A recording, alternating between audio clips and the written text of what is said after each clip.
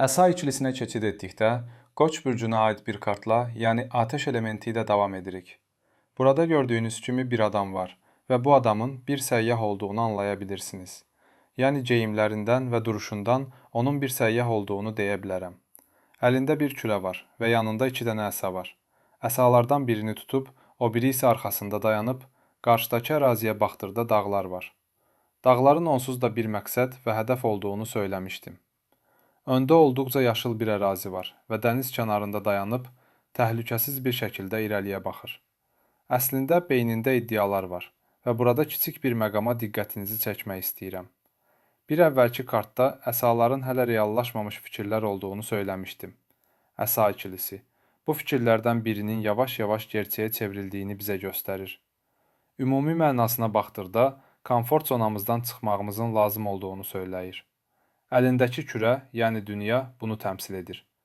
Biraz bəzi şeylərdən uzaqlaşmağımız və özümüzü daha irəli atmağımız lazımdır. Tarotdakı bütün kiçik arkana ikililərində bir ikiləm mövcuddur və bu kartda belə bir ikiləmdə qalacağımızı bizə deyir. Kartdakı adamın əsalardan birini seçir kimi bir vəziyyəti də mövcuddur. Səbirlə gözləməli və gözəl bir plan etməliyik. Bu kartın ən böyük mesajı səbirli olmağımızın lazım olduğudur. Vəziyyət nə olursa olsun, bununla bağlı bir plan qurub, bu plan əsasında irəliləməyimiz lazımdır. Son olaraq, uzun müddətdə gözəl inkişaflar olacağını, atəş elementindən yola çıxaraq həyatımızda və ya bu mövzu ilə bağlı suallarımızda gözəl şeylər əldə edəcəyimiz söyləyir.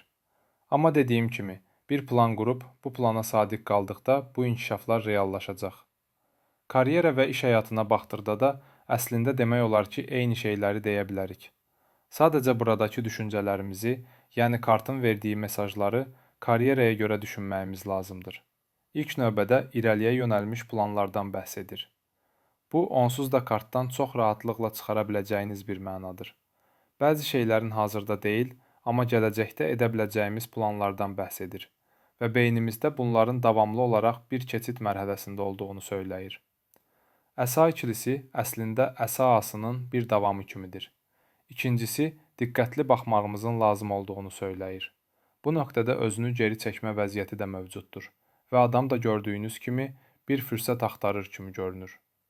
Yəni beynində bəzi şeylər düşünür və bu fürsəti axtarır. Digər tərəfdən hərəkətdən, əvvəlki bir gözləyişdən bəhs edir. Yəni burada da səbir mövcuddur. Doğru həmləni edəcək, karyera baxımından doğru anı gözləyib, doğru yolda irəliləyəcək bir vəziyyət mövcuddur. Son olaraq sevgi həyatına baxdıqda isə uzun müddətli planlardan bəhs edir.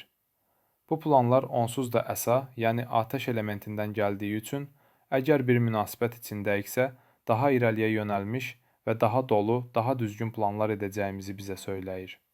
Bundan başqa bir qiymətləndirmə də mövcuddur. Əgər bir münasibət içindəyiksə, bu münasibəti qiymətləndirməyə başlayırıq. Əlimizdəki münasibəti qiymətləndiririk və onun müsbət mənfi cəhətlərinə baxırıq. Yaxud da həyatımıza girəcək olan və ya girməsi ehtimal olunan şəxsi qiymətləndiririk. Yəni bir şəkildə özümüzü arxa planda tutub, doğrunu və yanlışı qiymətləndiririk deyə bilərəm. Üçüncü olaraq qərarlı bir gözləyişdən bəhs edir. Burada da yenə səbirdən yola çıxaraq bu mənaya gəlirik.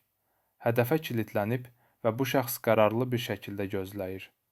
Doğru anda doğru həmləni edəcək. Bu sevgi həyatımız üçün bir ayrılıq mənasını belə daşıyır əslində. Yəni bundan da bəhs edir. Bunu da nəzərə almalıyıq. Bir seçim mənasından bəhs etmişdim və sevgi həyatımızda bu seçim önəmli bir rol oynayır. Çünki adamın əlində 2 dənə əsa var və birini tutub. İkisi də olduqca yaxın, amma tam olaraq bir qərar vermiş kimi deyil. İrəliyə yönəlmiş baxışları davam edir və bir şəkildə bir qərara bağlayacağını deyə bilərəm.